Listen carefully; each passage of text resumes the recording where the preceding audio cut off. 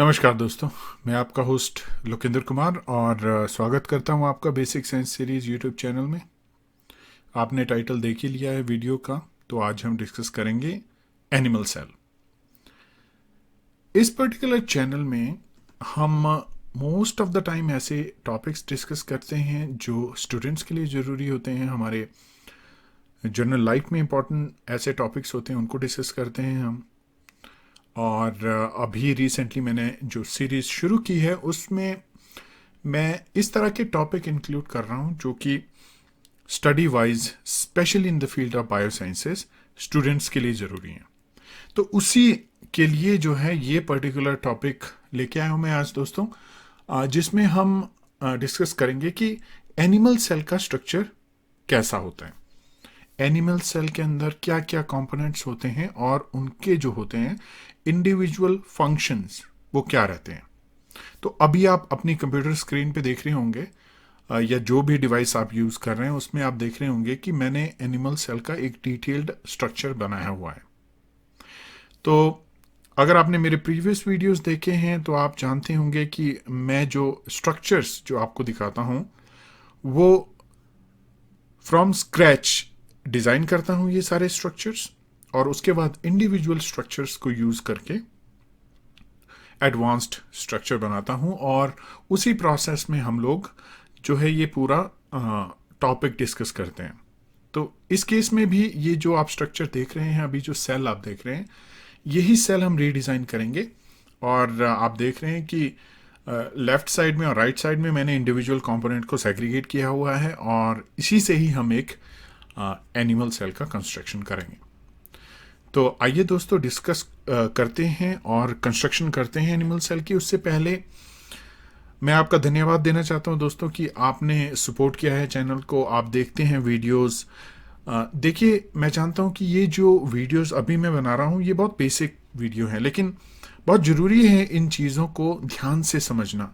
जब आप किसी भी कंपटीशन की तैयारी करते हैं या किसी एग्ज़ाम की तैयारी करते हैं, तो अगर आप उसको सुपरफिशियली पढ़ते हैं, उन चीज़ों को सुपरफिशियल वे में डिस्कस करते हैं, आप डिटेल्ड ओरिएंटेड नहीं है, तो उसमें बहुत ज़्यादा जो फेलियर होने के चांस ज़्यादा रहते हैं।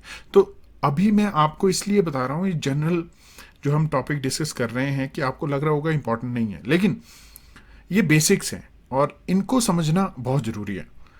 और इसके बाद जब हम एडवांस चीज़ें डिस्कस करेंगे तो तब तक आपको एक आइडिया हो गया होगा कि मैं किस तरह से चीज़ों को डिस्कस करता हूं, और जब हम कॉम्प्लिकेटेड चीज़ें डिस्कस करेंगे तो आपको एक तरह से आइडिया हो जाएगा कि मेरा जो वे ऑफ डिस्कशन है, या जैसे हर एक इंस्ट्रक्टर का अलग अलग तरह का तरीका होता है, तो मेरा क्या तरीका है, और आप जो कॉम्प्लिकेटेड चीज़ें हैं उनको आसानी से समझ पाएंगे। तो मेरा ऑब्जेक्टिव ये है कि हर बार मैं आपके लिए एक टॉपिक लेके आऊँ, एक इंटरेस्टिंग टॉपिक लेके आऊँ, और उसको इन ए काइंड ऑफ इनोवेटिव और इलिस्ट्रेटिव वे के साथ आपके साथ वो डिस्कस कर सकूँ। तो आज एनिमल सेल हम डिस्कस करेंगे और कंस्ट्रक्शन भी करेंगे एनिमल सेल की फ्रॉम स्क्रैच। उससे क्या होगा कि आपको पूरी जानकारी उसके बारे में होगी। अब ये पर्टिकुलर टॉपिक शुरू करने से पहले एक और बात मैं कहना चाहता हूँ कि एनिमल सेल्स जो होती हैं बहुत बहुत अलग अलग तरह की होती हैं। इसमें जो एक बेसिक स्ट्रक्चर हम डिस्कस कर रहे हैं, एनिमल सेल्स बहुत एडवांस्ड मॉडिफाइड फॉर्म्स में भी होती हैं, जैसे नर्वस सेल हो गया, उसका स्ट्रक्चर कंप्लीटली डिफरेंट होता है। तो वो भी हम लेटर टॉपिक्स में डिस्कस करेंगे, लेकिन अभी के लिए आइए दोस्तों ज़रा बेसिक एनिमल सेल के स्ट्रक्चर के ऊपर थोड़ा सा फोकस करते हैं और जानने की कोशिश करते हैं इसमें कौन कौन से स्ट्रक्चर हैं। हम ऑलरेडी माइक्रोबियल सेल का स्ट्रक्चर डिस्कस कर चुके हैं, मैं आपको एक लेक्चर दे चुका हूं उसके ऊपर, और दूसरा जो है प्लांट सेल के ऊपर भी हम इसी तरह के एक जो लेक्चर वो बना चुके हैं और हमने डिस्कस किया है उसके बारे में भी। और अगर आप देखेंगे इन तीनों वीडियोस को आप देखेंगे तो पाएंगे कि कितना जो है डिफरेंस है और कितनी सिमिलैरिटीज जो है अलग अलग सेल्स में होती हैं। और ये बहुत ज़रूरी होता है दोस्तों कि आपको पता हो कि बेसिक स्ट्रक्चर्स जो होता है in different different life forms का वो कैसे रहता है। तो आइए दोस्तों डिले ना करते हुए कंस्ट्रक्शन शुरू करते हैं, बनाते हैं, थोड़ा इंजॉय करते हैं प्रोसेस को, अंडरस्टैंड करते हैं कॉन्सेप्ट्स को, और जानने की कोशिश करते हैं एनिमल सेल को।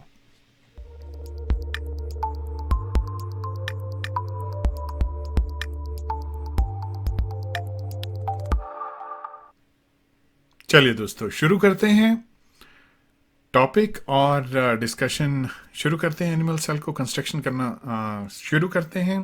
अलग अलग कंपोनेंट आप देख रहे हैं कंप्यूटर स्क्रीन के ऊपर। मैंने जो एनिमल सेल का जो स्ट्रक्चर था उसको हटा दिया है और अब इंडिविजुअल कंपोनेंट आपके पास अवेलेबल हैं जो स्लाइड्स के ऊपर। शुरू करते हैं तो हमेशा आप जानते हैं कि हम शुरू करते हैं आउटसाइड बाउंड्री से शुरू करते हैं। तो इसके केस में हमारे पास ये जो स्पेसिफिक पार्ट है सेल का, जिसको हम कहते हैं कि सेल मेम्ब्रेन। और अगर सेल मेम्ब्रेन की बात करूं, मैंने ये ऑलरेडी डिस्कस किया हुआ है कि सेल मेम्ब्रेन आपकी बैक्टीरिया के भी केस में होती है, प्लांट सेल के केस में भी होती है और एनिमल सेल के केस में भी आपकी सेल मेम्ब्रेन प्रेजेंट होती है। और सेल मेम्ब्रेन जो है आपकी वो एक लिपिड बाइल लेयर होती है। लिपिड, फॉस्फोलिपिड की दो लेयर्स होती हैं जो सेल मेम्ब्रेन का कंस्ट्रक्शन करती हैं। अगर आप सेल मेम्ब्रेन को डिटेल में डिस्कस करना चाहते हैं तो उसका जो है मॉडल आप पढ़ सकते हैं ऑनलाइन, और हम इन फ्यूचर वीडियो में भी वो इंक्लूड करेंगे। बट बेसिकली क्या होता है कि जो सेल मेम्ब्रेन है उसमें आपके पास दो तरह के पोर्शन होते हैं, हाइड्रोफोबिक और हाइड्रोफिलिक। तो because of the property of this hydrophobicity वो इस तरह से ऑर्गेनाइज होते हैं कि एक लेयर बना देते हैं जहां पे हाइड्रोफोबिक एनवायरनमेंट और हाइड्रोफिलिक एनवायरनमेंट जो है वो एक तरह से एक लेयर का काम करता है इसके केस में।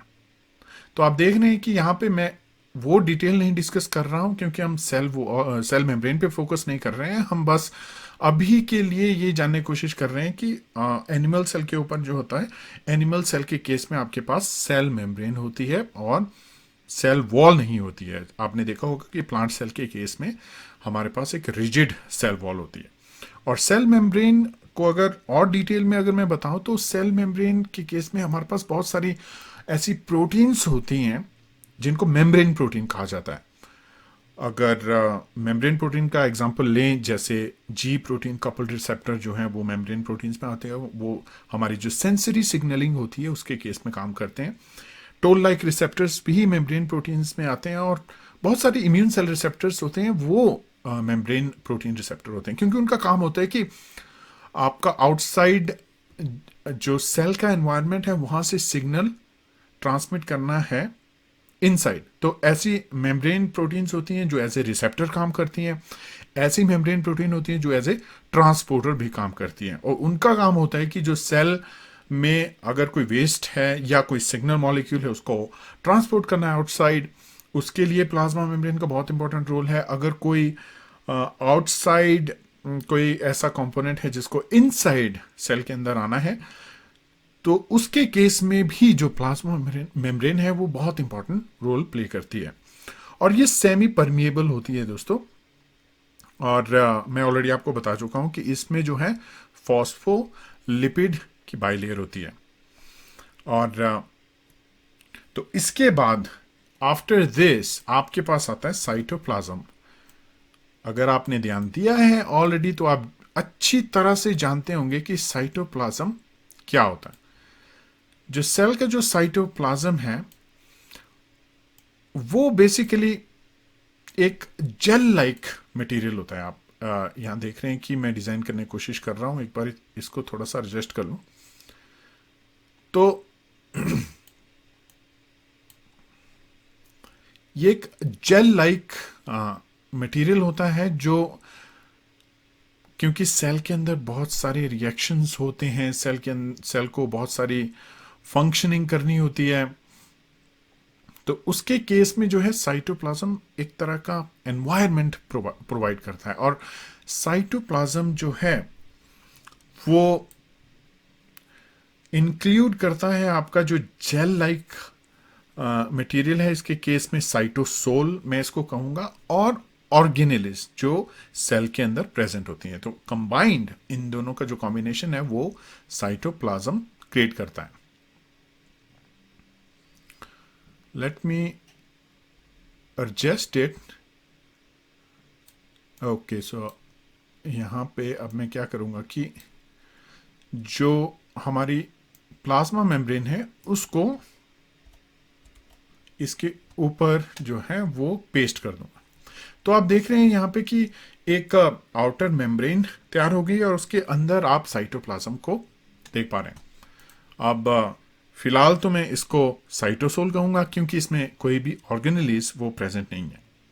अगर मैं इसमें ऑर्गेनेलिज डालना शुरू कर दूंगा तो एज ए साइटोप्लाज्म की कंस्ट्रक्शन होनी शुरू हो जाएगी और इसमें बहुत सारे फंक्शन हो रहे होते हैं, protein synthesis, lipid synthesis, carbohydrate metabolism, बहुत सारा जो है कॉम्प्लेक्स बायोकेमिकल रिएक्शन, जो भी आपको बायोकेमिस्ट्री पता है वो सब इस पर्टिकुलर एनवायरनमेंट के अंदर हो रही है। तो उसके बाद जो ऑर्गेनली इंपॉर्टेंट ऑर्गेनली जो हम डिस्कस करेंगे वो है न्यूक्लियस। तो ये मैं न्यूक्लियस का स्ट्रक्चर इस तरह से उसको रिप्रेजेंट करने की कोशिश कर रहा था। आप एक बात ध्यान रखिए कि ये जो स्ट्रक्चर्स हैं ये इस तरह के एग्जैक्टली नहीं होते हैं, ये जस्ट स्कीमेटिक रिप्रेजेंटेशन है। लेकिन जैसे आप देख रहे हैं कि मैं यहाँ पे बताने की कोशिश कर रहा हूँ कि ये न्यूक्लियस है, एक तरह का मेम्ब्रेन बाउंड ऑर्गेनली होती है और इसके अंदर एक इंपॉर्टेंट कंस्टिट्यूएंट होता है जो जेनेटिक मटेरियल, जेनेटिक इंफॉर्मेशन को स्टोर करता है, जिसको जेनेटिक मटेरियल डीएनए कहते हैं हम लोग। तो न्यूक्लियस में क्या है आपके पास? न्यूक्लियस में ऑलरेडी बता चुका हूं कि मेम्ब्रेन बाउंड ऑर्गेनेली है और इसमें आपके पास डीएनए होता है कॉम्पैक्ट फॉर्म में और जिसको हम क्रोमोसोम्स भी कहते हैं। और क्रोमोसोम्स बेसिकली क्या होते हैं? DNA plus histones. Histone proteins वो होती हैं जो डीएनए को कॉम्पैक्ट फॉर्म में रखती हैं और एज ए क्रोमोसोम जो है वो उस डीएनए को रखती है, क्योंकि डीएनए एक बहुत ही बड़ा मॉलिक्यूल है, बायोपॉलीमर बेसिकली मॉलिक्यूल है और उसको स्टेबलाइज करने के लिए, एक कॉम्पैक्ट फॉर्म में रखने के लिए जो हिस्टोन प्रोटीन बहुत इंपॉर्टेंट रोल प्ले करती हैं और इसी वजह से जो है वो DNA as a chromosomal form में जो यूकैरियोटिक सेल में प्रेजेंट होता है। और अगर आप याद करेंगे बैक्टीरिया के केस में जो न्यूक्लियर जो जेनेटिक मटेरियल है वो as a extra cellular genetic material जो है सॉरी एज विदाउट न्यूक्लियस जो है वो प्रेजेंट होता है। उसमें कोई इस तरह की मेम्ब्रेन बाउंड ऑर्गेनली जिसको हम न्यूक्लियस कहते हैं वो नहीं होता, वो जस्ट उसको साइटोप्लाज्म में as a genetic material present होता है। बहरहाल तो ये तो हो गया आपका न्यूक्लियस के बारे में, जिसमें अगर मैं एनिमल की बात करूं तो ये इंपॉर्टेंट पॉइंट यहां पे बताना जरूरी है कि आरबीसीज के केस में जो न्यूक्लियस होता है वो अब्सेंट होता है। तो आरबीसीज ऐसी सेल्स होती हैं जिसपे न्यूक्लियस नहीं होता है और आपके पास ऐसी सेल्स भी होती हैं जिसमें बहुत सारे न्यूक्लियस होते हैं, जैसे ऑयस्टोक्लास्ट सेल्स होती हैं जो रिलेटेड टू बोन फंक्शंस होती हैं, तो उनमें जो होता है न्यूक्लियस बहुत ज़्यादा होता है। तो ये कुछ फन फैक्ट्स हैं सेल्स के बारे में जो कई बार एग्जाम में पूछे जाते हैं, इंपॉर्टेंट है इसलिए मैंने सोचा कि डिस्कस करूँ आपके साथ। तो अब न्यूक्लियस की बात हो गई, न्यूक्लियस में हमें इंफॉर्मेशन होगी कि न्यूक्लियस के अंदर जो है आपका जेनेटिक मटेरियल स्टोर होता है in the form of chromosome. अब वो हिप्लॉइड डिप्लॉइड वगैरह जो है वो डिटेल में हम किसी और वीडियो में डिस्कस करेंगे। अब यहाँ पे थोड़ा स्ट्रक्चर और फंक्शन के ऊपर ही फोकस रखते हैं। अब नेक्स्ट जो ऑर्गेनली जो मैं यहाँ पे ऐड करने जा रहा हूँ, आप देख रहे हैं ब्लू स्ट्रक्चर, ब्लू कलर मैंने इसको दिया इस स्ट्रक्चर को, यह है न्यूक्लियोलस। अब न्यूक्लियोलस जो होता है वो न्यूक्लियस के अंदर प्रेजेंट होता है और इसका फंक्शन होता है राइबोसोम्स बायोजेनेसिस में न्यूक्लियोलस का बहुत इंपॉर्टेंट फंक्शन होता है। और न्यूक्लियोलस एक ऐसी ऑर्गेनली है जिसको बहुत ज़्यादा स्टडी किया जा रहा है आज की डेट में, specially to develop cancer chemotherapy, because अगर न्यूक्लियोलस की फंक्शनैलिटी में अफेक्ट आ जाता है या न्यूक्लियोलस की फंक्शनैलिटी में कोई प्रॉब्लम आ जाती है तो बहुत सारी बीमारियां हो जाती हैं रिलेटेड टू कैंसर। तो बहुत ज़्यादा रिसर्च फोकस जो है इस ऑर्गेनली पे किया जा रहा है। ये मैं ऑलरेडी डिस्कस कर चुका हूँ हमारे प्लांट सेल के वीडियो केस में भी, बट प्लांट सेल्स के केस में कैंसर की पॉसिबिलिटी नहीं है, वहाँ मैंने एज ए एग्जाम्पल उसको डिस्कस किया था। चूँकि जो एनिमल सेल्स के केस में जो है ये इम्पॉर्टेंट हो जाता है बिकॉज ऑफ द कैंसर। अलग अलग तरह के कैंसर्स हैं और उनके अगेंस्ट जो है थेरेपी डेवलप करना एक बहुत ही चैलेंजिंग टास्क है और बहुत सारी डेथ्स होती हैं कैंसर की वजह से, आप जानते हैं। तो उसमें ये पर्टिकुलर ऑर्गेनली बहुत इंपॉर्टेंट रोल प्ले करती है। तो आपको जो है दिमाग में बिल्कुल सेट हो जाना चाहिए कि ये पर्टिकुलर ऑर्गेनेली बहुत इंपॉर्टेंट है और न्यूक्लियस के अंदर प्रेजेंट है और राइबोसोम बायोजेनेसिस में इसका बहुत इंपॉर्टेंट रोल है। और अब आते हैं दोस्तों नेक्स्ट ऑर्गेनेली के ऊपर, जो है एंडोप्लाज्मिक रेटिकुलम। तो आप देख रहे हैं यहाँ पे मैंने दो अलग तरह के एंडोप्लाज्मिक रेटिकुलम डिजाइन किए हैं। एक है जिसमें ये डॉट्स जो हैं ये आप देख रहे हैं कि ये प्रेजेंट हैं, डॉट्स हैं। और दूसरा जो एंडोप्लाज्मिक रेटिकुलम है इसमें ये डॉट्स जो हैं ये अब्सेंट है। इसको मैं थोड़ा सा जिस तरह से मैंने इसको डिजाइन किया था उस तरह से करने की कोशिश करता हूं।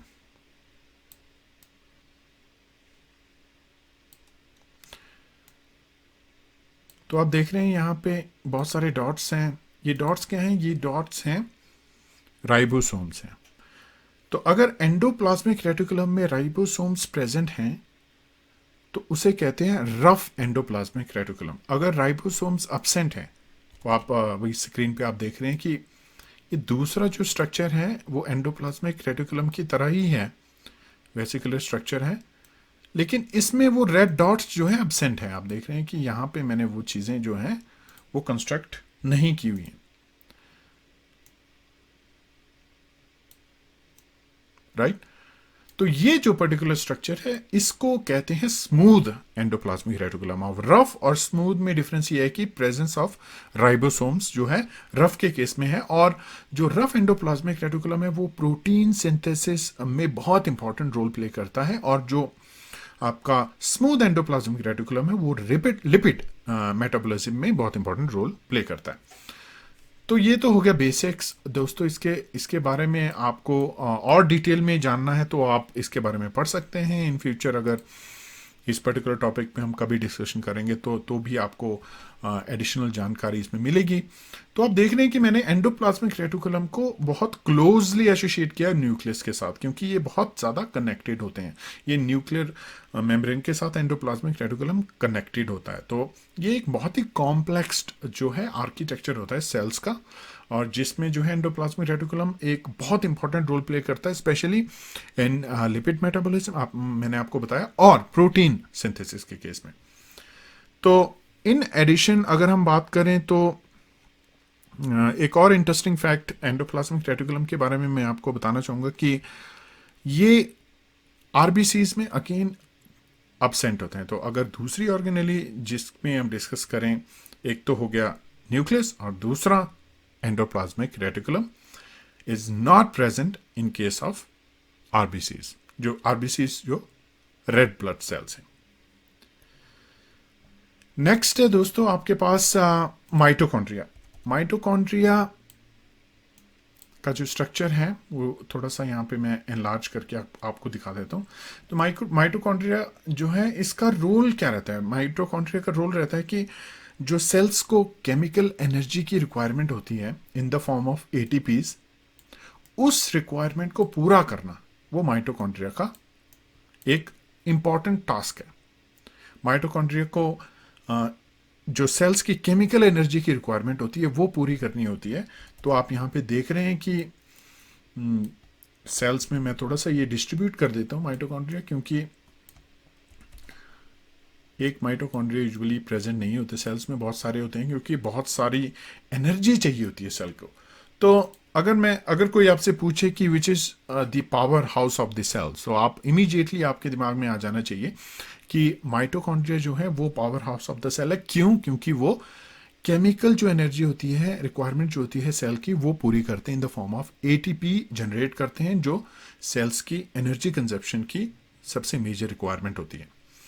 तो ये तो हो गया माइटोकॉन्ड्रिया का फंक्शन। और इंपॉर्टेंट पॉइंट यहाँ पे ये है कि ये डबल मेम्ब्रेन ऑर्गेनेली होती है, और लीवर सेल में जो है सबसे ज्यादा एनरिच्ड जो माइटोकॉन्ड्रिया एनरिच्ड ऑर्गेनेली होती है ह्यूमंस के केस में या एनिमल्स के केस में हम करेंगे तो लीवर सेल्स जो होते हैं, जो लीवर के अंदर जो सेल्स होते हैं उनमें माइटोकॉन्ड्रिया का नंबर बहुत ज्यादा होता है, बहुत ज्यादा होता है। तो अब अगर इसका रीज़न हम डिस्कस करें, क्योंकि लीवर को जो होता है बहुत इंपॉर्टेंट फंक्शन प्ले करना पड़ता है, डिटॉक्सिफिकेशन का फंक्शन एक तरह का प्ले करना पड़ता है, और बहुत सारे केमिकल जो होते हैं लीवर में प्रोड्यूस होते हैं, तो कॉन्स्टेंटली वर्क करता रहता है लीवर। और सबसे इंपॉर्टेंट पॉइंट ये भी है कि लीवर की रीजनरेशन पावर भी बहुत ज़बरदस्त होती है। तो आप ये कह सकते हैं कि इन सब फंक्शन को पूरा करने के लिए बहुत सारी ऑर्गेनेलीज जो हैं सेल्स को चाहिए, उसमें माइटोकॉन्ड्रिया का एक बहुत इंपॉर्टेंट रोल रहता है। तो उम्मीद है दोस्तों कि आप ये पॉइंट जरूर याद रखेंगे कि लीवर सेल्स के केस में माइटोकॉन्ड्रिया का लार्जेस्ट नंबर होता है, हाईएस्ट नंबर होता है। तो उसके बाद आप अगर देखें तो मैंने यहाँ पे परऑक्सीसोम कंस्ट्रक्ट किए हैं, तो इसको भी मैं थोड़ा सा डिस्ट्रीब्यूट कर देता हूँ हमारे एनिमल सेल स्ट्रक्चर में। तो परऑक्सीसोम का फंक्शन मैं बहुत डिटेल में प्लांट सेल वाले वीडियो में ऑलरेडी डिस्कस कर चुका हूं। परऑक्सीसोम का फंक्शन होता है कि जनरेट करना हाइड्रोजन परऑक्साइड को। और हाइड्रोजन परऑक्साइड का फंक्शन क्या रहता है? हाइड्रोजन परऑक्साइड का फंक्शन होता है कि जो फ्री रेडिकल्स हैं उनको स्क्वेंच करना है, क्योंकि फ्री रेडिकल्स जो होते हैं वो डैमेजिंग होते हैं सेल के लिए, बहुत सारी चीज़ों को डैमेज कर सकते हैं, डीएनए को डैमेज कर सकते हैं। जब ट्रांसक्रिप्शन और ट्रांसलेशन हो रहा होता है उस वक्त, जब आपका जेनेटिक मटेरियल एक्सपोज हो रहा होता है, उस वक्त जो है वो मटेरियल काफ़ी प्रोन होता है डैमेज के लिए। तो वहाँ पे अगर फ्री रेडिकल्स प्रेजेंट होंगे तो वो डैमेज कर सकते हैं सेल्स को। इसलिए उसको स्क्वेंच करने के लिए, उसको न्यूट्रलाइज करने के लिए ये ऑर्गेनेली प्रेजेंट होती है सेल के अंदर। और ये हमने डिस्कस किया कि प्लांट सेल के अंदर भी ये इंपॉर्टेंट रोल प्ले करते हैं।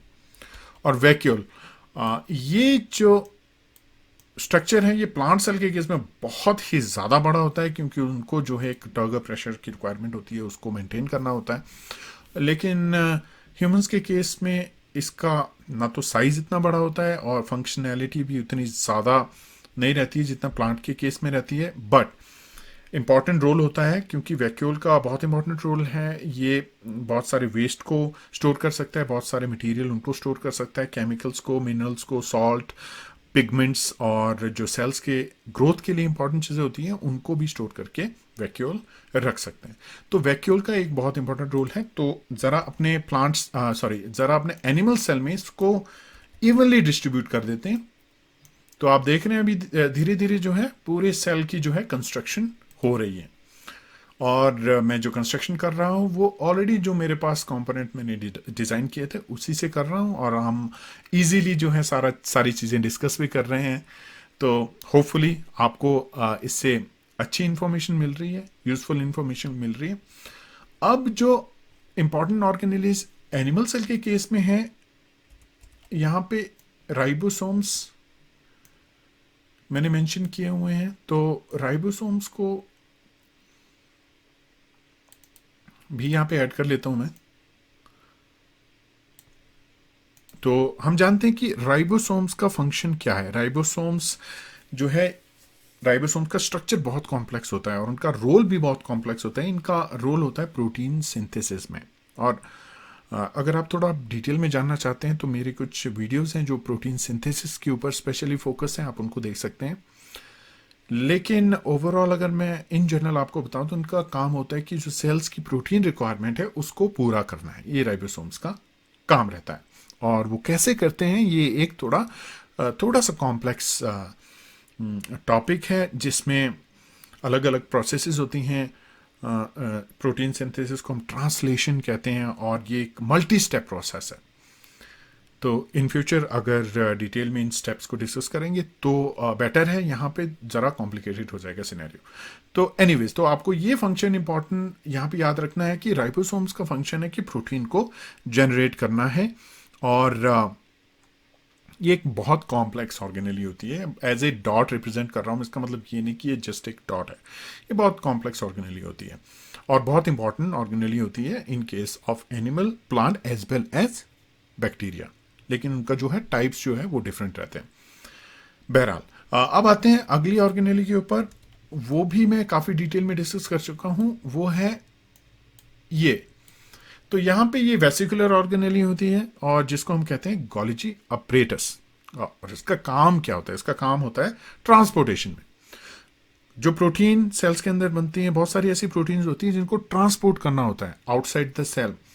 तो गोल्जी एपरेटस क्या करती है, उनको एक कंपार्टमेंट में जो है, अगर वो सिंथेसाइज हो रही है एंडोप्लाज्मिक रेटिकुलम से, तो वो अपने कंपार्टमेंट में, जो यहाँ पे मैंने मेंशन किया हुआ है आप देख सकते हैं, ये स्ट्रक्चर जो है इनमें स्टोर करती हैं, और उसके बाद उनको एक तरह से जो वेसिकुलर फॉर्म में, छोटे छोटे वेसिकल्स में उनको पैक करती हैं। तो ये देख रहे हैं ग्रीन कलर के जो स्ट्रक्चर है, यहाँ पे भी मैंने एक गोल्जी वेसिकल का एग्जांपल दिया हुआ है, तो मैं आपको दिखा सकता हूँ थोड़ा एनआर्ज में।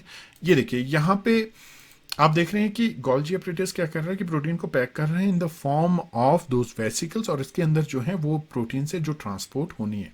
तो ये वेसिकल्स क्या करते हैं, ये ट्रांसपोर्ट होते हैं और फ्यूज करते हैं मेम्ब्रेन के साथ, और जो मटेरियल है वो एक्सपोर्ट हो जाता है आउटसाइड द सेल। और भी अलग अलग मैकेनिज्म होते हैं ट्रांसपोर्टेशन के, यही मैकेनिज्म नहीं है। तो एज आई सेड ऑलरेडी कि वो चीज़ें हम दूसरे वीडियो में डिस्कस करेंगे। तो इसको मैं थोड़ा सा छोटा करके सेल यहाँ पे ऐड कर लेता हूँ और इसको डिलीट कर देता हूँ, क्योंकि यहाँ पे मैंने ऑलरेडी वेसिकल का कंस्ट्रक्शन कर रखा है।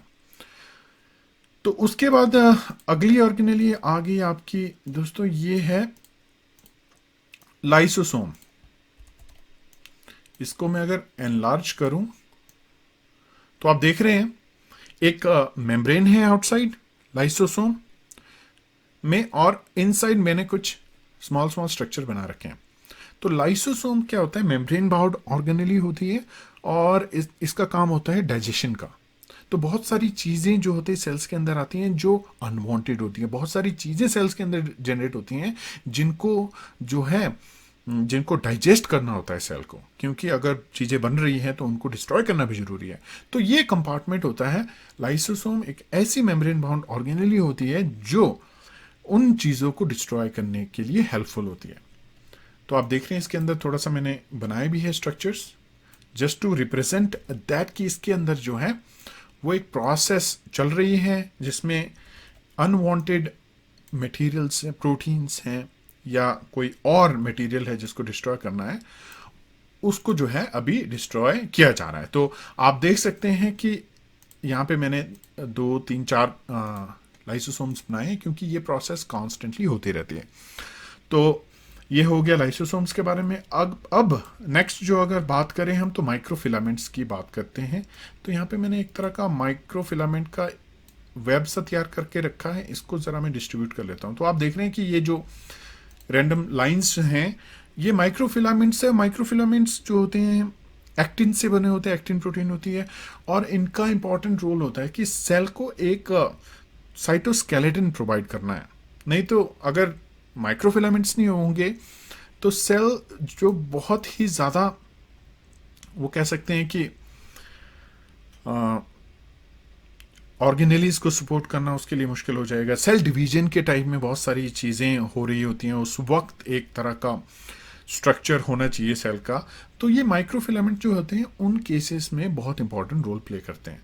तो ये माइक्रोफिलामेंट्स मैं यहाँ पे जस्ट रिप्रेजेंट करने की कोशिश कर रहा हूँ, थोड़ा सा इसको डिस्ट्रीब्यूट कर लेता हूँ इस तरह से। तो आप देख रहे हैं कि यहाँ पे वही स्ट्रक्चर बन रहा है जो मैं आपको इनिशियली दिखा रहा था। तो नेक्स्ट जो है वो स्ट्रक्चर आ जाता है माइक्रोट्यूब्यूल्स। तो माइक्रोट्यूब्यूल्स बहुत इंपॉर्टेंट होते हैं सेल के लिए, और specially in case of cell division जो है ये स्ट्रक्चर्स बनाते हैं, जिसको आपको पता होगा कि सेंट्रियोल एक स्ट्रक्चर डेवलप होता है, वो माइक्रोट्यूब्यूल से बना होता है। तो ये बहुत इंपॉर्टेंट होता है specifically in case of cell division. तो ये भी मैंने डिस्ट्रीब्यूट कर लिए हैं। तो आप देख रहे हैं कि एक जो बेसिक स्ट्रक्चर है सेल का कंस्ट्रक्ट हो गया है यहाँ पे। तो ये सारे कंपोनेंट्स जो हैं ये बहुत इंपॉर्टेंट रोल प्ले करते हैं जब सेल की फंक्शनिंग की बात आती है, और बहुत सारे स्ट्रक्चर्स जो हैं वो सिमिलर हैं टू प्लांट सेल। तो आप देख सकते हैं कि एनिमल सेल और प्लांट सेल में कितनी सिमिलैरिटीज होती हैं, लेकिन डिफरेंसेस भी हैं, बहुत सारे डिफरेंसेस हैं। तो बहुत सारी चीज़ें हैं जो मॉलिक्यूलर लेवल पे सेम रहती हैं in case of animal and plant cell. तो यहाँ पे अगर मैं फिर से इस वीडियो को समराइज करूँ तो मैं आपको बताना चाहता हूँ कि जो एनिमल सेल है आपकी, इसमें इंपॉर्टेंट जो ऑर्गेनेलीज हैं वो cell membrane, cytoplasm, nucleus, nucleolus, endoplasmic reticulum जो कि प्रोटीन सिंथेसिस बहुत इंपॉर्टेंट रोल प्ले करता है। Power house of the cell mitochondria में ऑलरेडी आपको बता चुका हूँ, वो आप उम्मीद है कि भूलेंगे नहीं। पेरोक्सिसोम्स नाम से बहुत आसान है इसको रिमेंबर करना, इसके फंक्शन को। Peroxisome means peroxide generation, H2O2 generation in organelles में होती है। वैक्यूल हम ऑलरेडी डिस्कस कर चुके हैं इसको कि इसका फंक्शन होता है बहुत मेनी केसेस जो है वो सेल के मटेरियल को स्टोर करना है।